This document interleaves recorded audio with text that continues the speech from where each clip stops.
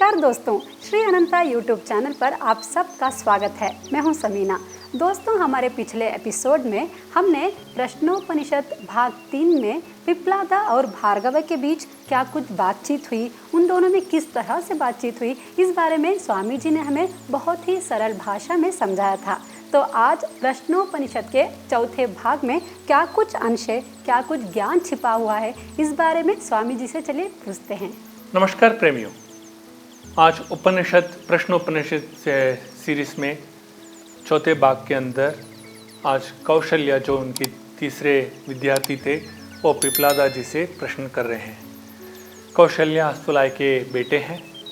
उन्होंने ये प्रश्न उठाया, ये प्राण कैसे पैदा होते हैं, ये प्राण हमारे शरीर के अंदर कैसे स्थित होते हैं और वो कितने विभाग लेते हैं, जब हम प्राण को त्यागते हैं तो कैसे जाते हैं।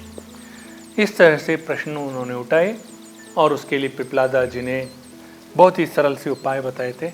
हम अभी ये द्वैत दृष्टिकोण से ही हम देखते हैं, क्योंकि हम अद्वैत की ओर अब जा नहीं सकते। इन्होंने किस तरह से द्वैत से हमने अद्वैत में जाने के लिए जो मार्गदर्शन बताया पिप्लादा जी ने, उसके बारे में मैं बताता हूँ। हमारे अंदर 5 प्राण हैं। जो 5 प्राण के अंदर हम देखा जाने से प्राणा जो पहला है, जो भी हम सांस को अंदर लेते हैं उसी को ही कहते हैं प्राणा। फिर अपाना, जो हम सांस को बाहर छोड़ते हैं, जो हमारे कार्बन डाइऑक्साइड को बाहर छोड़ते हैं शरीर से, उसको अपाना कहते हैं। फिर व्याना, जो हमारे प्राण जो हमने अंदर लिए थे, जो सांस को अंदर लिए थे, वो पूरे शरीर में जब फैल जाती है उसी को ही व्याना कहते हैं। और उसके बाद उदाना, जो हमारे जीभ के पास आ जाती है, जो हमें वाक को, यानी कि हमारी वाणी के लिए एक ताकत देती है बात करने को या हमें स्वॉलो करने को, जो भी हम खान पीन को लेते हैं उस स्वाद को अच्छी तरह पचाने के लिए जो हमें शक्ति देती है, उसी को ही कहते हैं उदाना।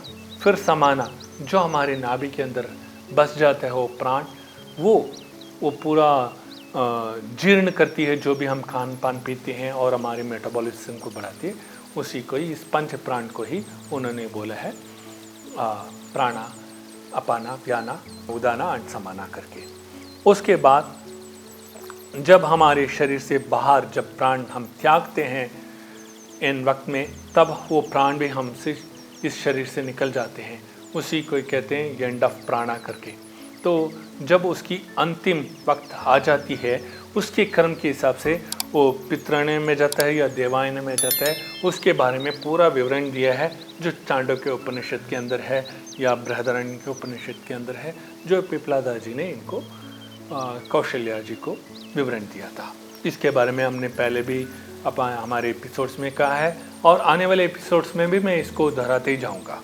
ये 5 प्राण और तरह के भी हैं, जैसे हम शरीर के अंदर और भी अंदर लेके जाएंगे, सबटल लेवल में आप देखोगे वो 5 इंद्रियास बन जाते हैं, वो चाहे कर्म इंद्रियस हो, ज्ञान इंद्रियस हो, इस तरह से 5 इंद्रियस भी बनते हैं।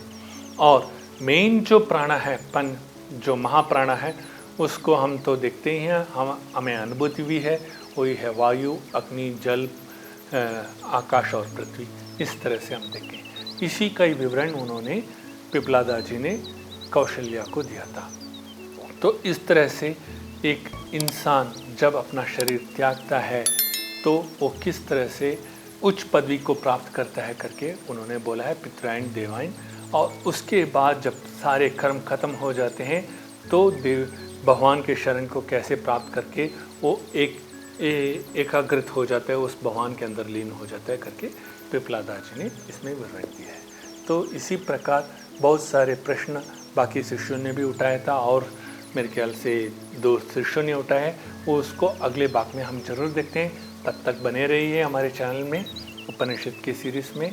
मैं आप सबके लिए मैं आज प्रार्थना करता हूँ, रक्षाबंधन का दिन है, आप सबको मंगलमय हो। ओम श्री साईं राम।